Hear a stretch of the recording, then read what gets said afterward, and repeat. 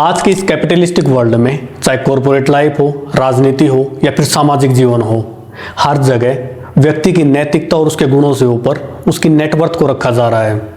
साफ दिखाई दे रहा है कि धन की चकाचौंध के आगे कैसे मानवीय मूल्यों का पतन हो रहा है। जब कोई समाज सब कुछ आग में झोंक कर सिर्फ धन के पीछे भागने लगता है तो वह समाज मानसिक रूप से खोखला बन जाता है।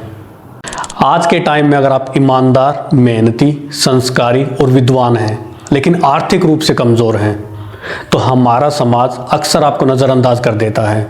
आपकी बात नहीं सुनी जाती, आपकी योग्यता पर शक किया जाता है, आपका सम्मान आपकी जेब से होता है। लोग कहते हैं कि आदमी तो अच्छा है पर किसी काम का नहीं है। साथ ही हमारे समाज का दोगलापन देखिए।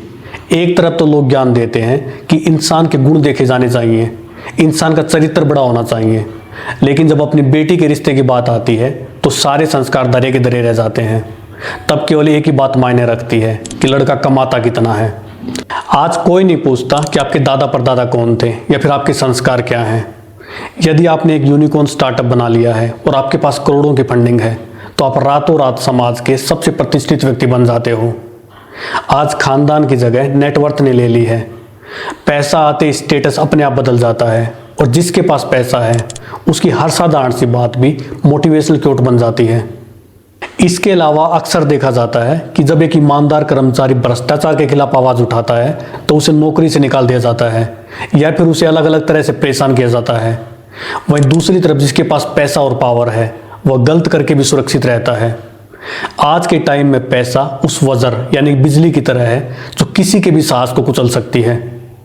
यदि आने वाली पीढ़ी सफलता को केवल पैसों से नापेगी तो नैतिकता पूरी तरह खत्म हो जाएगी। भविष्य में ऐसे लोग होंगे जो अमीर तो होंगे लेकिन जिन पर भरोसा नहीं किया जा सकेगा। समाज में धोखाधड़ी और शॉर्टकट ही सफलता के नए मानक बन जाएंगे। लोग डिप्रेशन और अकेलेपन का शिकार होंगे क्योंकि रिश्ते प्रेम और स्वभाव पर नहीं बल्कि बैंक बैलेंस पर टिके होंगे। जब तक आपके पास पैसा होगा दुनिया साथ होगी, पैसा खत्म होते आप अकेले पड़ जाएंगे।